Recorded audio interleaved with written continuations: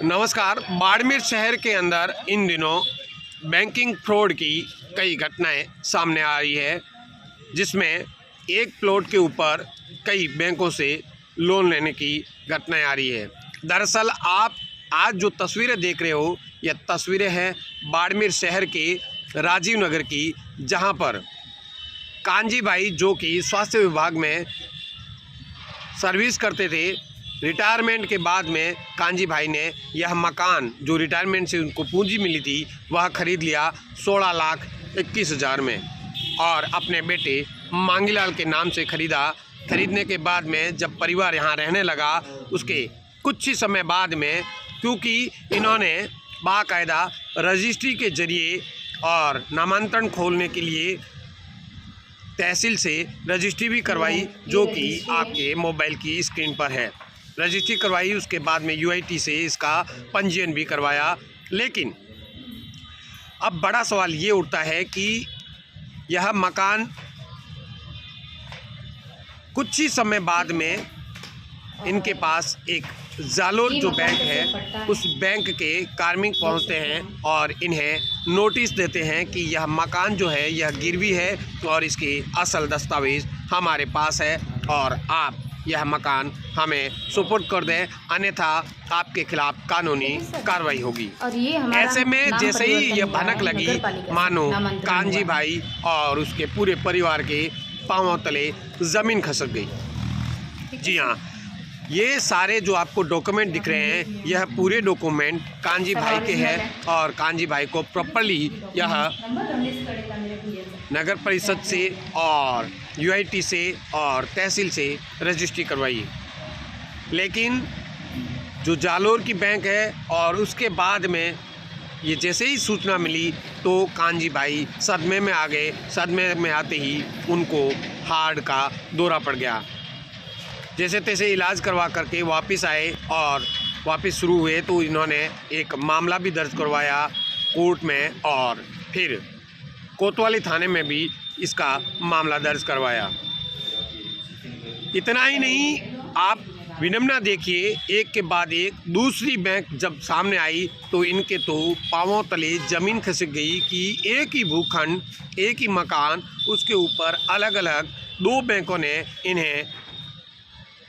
इन्होंने जिस हरवंश सिंह नाम के व्यक्ति से, हरवंश सिंह पुत्र केसर सिंह नाम के व्यक्ति से यह मकान खरीदा था, वह मकान, उसी मकान के ऊपर दो बैंकों ने लोन कैसे दे दिया, और लोन अगर दिया था तो सरकारी रिकॉर्ड के अंदर यह क्यों नहीं चढ़ा। हरवंश सिंह ने इनके साथ में जालसाजी करते हुए 16,21,000 में यह मकान दे दिया। अब बैंक के अधिकारी इन्हें परेशान कर रहे हैं और कुर्की तक निकाल रहे हैं।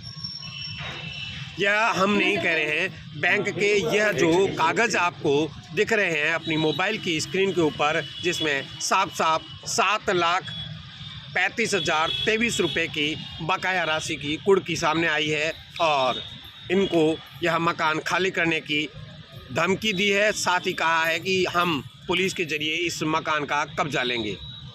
ऐसे में बड़ा सवाल ये उठता है कि आखिर बाड़मेर के अंदर इस तरीके के फ्रॉड के मामले जो बैंकों के साथ में हो रहे हैं, बैंकों के अधिकारी क्या मिले हुए हैं, यह सब जांच का विषय है। लेकिन इस परिवार ने कोतवाली थाने में धोखाधड़ी सहित अन्य धाराओं में मामला दर्ज किया है, जिसकी पुलिस अब जांच कर रही है। क्या कहना है पीड़ित परिवार का, आप सुनिए। हमने आस पड़ोस में पूछताछ की तो सबने बताया मकान ठीक है। उसके बाद हमने ये मकान परचेस किया सर। परचेस करने के बाद 8 जुलाई 2022 को जालोर नागरिक सहकारी बैंक के कर्मचारी हमारे घर आते हैं और हमें वार्निंग देते हैं कि इस मकान के असल दस्तावेज हमारे पास है, हम इस मकान की कुर्की और नीलामी कर देंगे। तो हमने बोला असल दस्तावेज तो हमारे पास है। इसके बाद मैंने सर बाड़मेर न्यायालय में सिविल सूट किया, जो कि मामला भी विचाराधीन है। और सर अभी 3/12 को बैंक ऑफ बड़ौदा के कर्मचारी हमारे घर आते हैं और वो हमको धमकी देते हैं कि सरफेसी एक्ट के तहत हम आएंगे, पुलिस वालों को लेकर आएंगे और आपके मकान की कुर्की और नीलामी कर देंगे, और ऐसे नहीं तो आप हमें मकान का कब्जा सौंप दीजिए।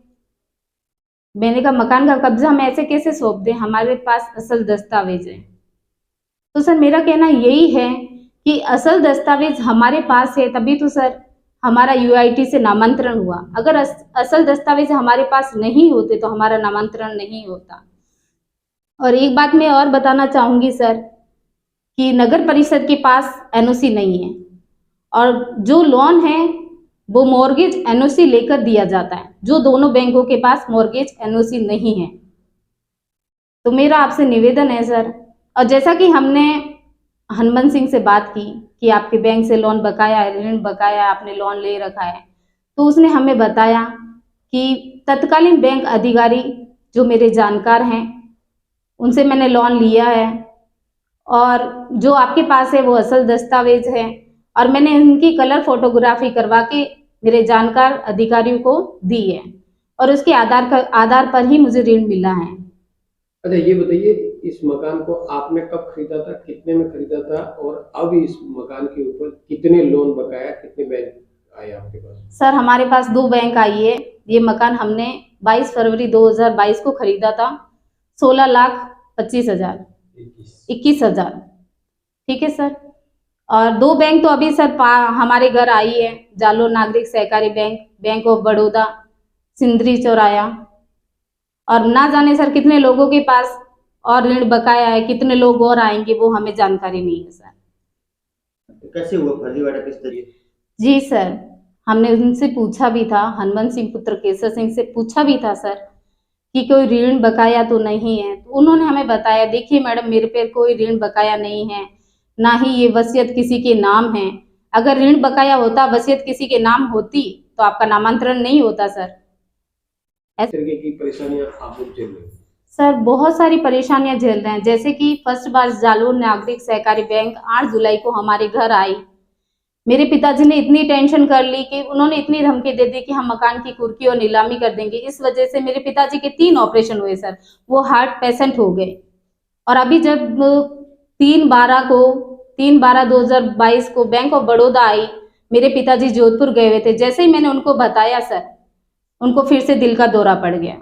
एफआईआर वगैरह दर्ज करवाई? हाँ जी सर, मैंने थाना कोतवाली में एफआईआर दर्ज करवाई है। जो तत्कालीन अधिकारी है बैंक के, दोनों बैंकों के तत्कालीन अधिकारियों ने जो साठगांठ और मिली भगत से जो हनुमान सिंह को ऋण दिया है, तो उनके खिलाफ सख्त से सख्त कार्रवाई की जाए, और जो हनुमान सिंह पुत्र केसर सिंह है उसके खिलाफ भी सख्त से सख्त कार्रवाई की जाए।